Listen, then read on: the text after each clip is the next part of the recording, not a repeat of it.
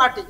వెంకట్ గారు ఆయన ప్రచారానికి వస్తున్నారని బీఆర్ఎస్ వర్గాలు చెప్తున్నాయి. సరే, రాకున్న తర్వాత మనం మాట్లాడదాం. సునీత గారు గుడ్ మార్నింగ్ అండి. Good morning madam. ఎట్లా చూస్తారు? మొత్తానికైతే కేసీఆర్ ఎర్రవెల్లి ఫామ్ హౌస్లో జరిగిన దాంట్లో కేవలం కాంగ్రెస్నే టార్గెట్గా చేసినట్టు స్పష్టంగా కనిపిస్తుంది. ఎందుకంటే అధికారంలో ఉంది, ప్రభుత్వంలో ఉంది కనుక ఆయన మాట్లాడారు. బీజేపీ ఊసే తీయనట్టున్నారు. మొత్తానికి మరి జూబ్లీహిల్స్లో బీజేపీ పరిస్థితి ఏంటి, ఏం చెప్తారు మేడం? గుడ్ మార్నింగ్ అండి.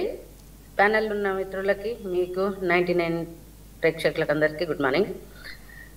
కేసీఆర్ గారు మాట్లాడే విధానం ఎట్టుందంటే లేసే నేను అంతు చూస్తా అన్నట్టుంది. ఆయన కానీ ఎప్పటికీ లేవడు. అది నడిపిస్తున్నాడు. ఈ తెలంగాణ ప్రజలు 2 సార్లు ముఖ్యమంత్రిని చేసిండ్రు, ఒకసారి ప్రశ్నించే గొంతుగా ప్రతిపక్ష నాయకుని చేసిండ్రు. అయినా కూడా ఫామ్ హౌస్లో కూర్చొని అసెంబ్లీకి రాకుండా, కనీసం ప్రశ్నించకుండా ప్రధాన ప్రతిపక్ష నాయకుడిగా ఉండి అక్కడెక్కడో కూర్చొని మాట్లాడుతున్నాడు. ప్రతి అసెంబ్లీకి ఎదురు చూస్తున్నాం, వచ్చి ప్రశ్నిస్తాడేమో, ఏదో జరుగుతుంది అని. లీకులు ఇస్తారు, వస్తుండు అని. అంతేగాని ఇప్పటి వరకు ప్రజల తరఫున వచ్చి మాట్లాడిందే లేదు. ప్రజల ఆకాంక్షల మేరకు ప్రతిపక్ష నాయకుడిగా ఒక్కరోజు మాట్లాడింది లేదు. ఈ ప్రజల క్షేమం కానీ, ఈ ప్రజల బాగోగులు కానీ, తెలంగాణ బిడ్డల ఆకాంక్షలు కానీ ఆయన పట్టినట్టు లేవు.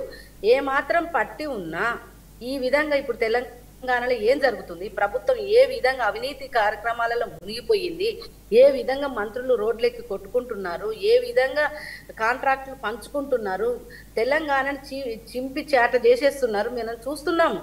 మంత్రులు కొట్లాడుకుంటున్నారు, ముఖ్యమంత్రి మధ్యలో కొట్లాటలు, ఆఫీసర్ల మధ్యలో కొట్లాటలు, ఆఫీసర్లు పనిచేస్తలేరని.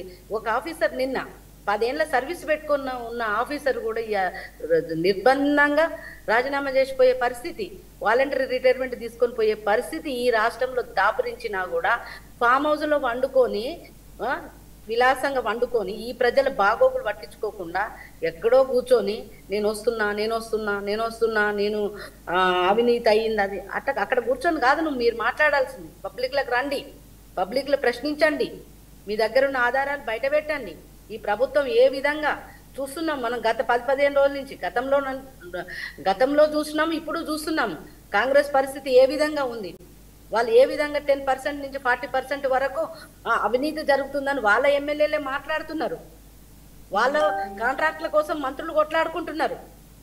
వాళ్ళు ఏ విధంగా అంటే మన మొత్తం ప్రజాక్షేమం పక్కకు పెట్టి ఏ విధంగా సంచులు నింపుకోవాలా, ఏ విధంగా బాగుపడాలా, ఈ వచ్చిన అవకాశాన్ని ఏ విధంగా వినియోగించుకోవాలా, తెలంగాణని ఏ విధంగా దోసుకోవాలని లోపల చేసుకునేవి కూడా బయటకు కూడా వచ్చిన సంగతులు మనం చూస్తున్నాం. బయట కనపడుతుంది, కళ్ళ కట్టినట్టుగా కనపడతా ఉంది. వాళ్ళే మాట్లాడుతున్నారు.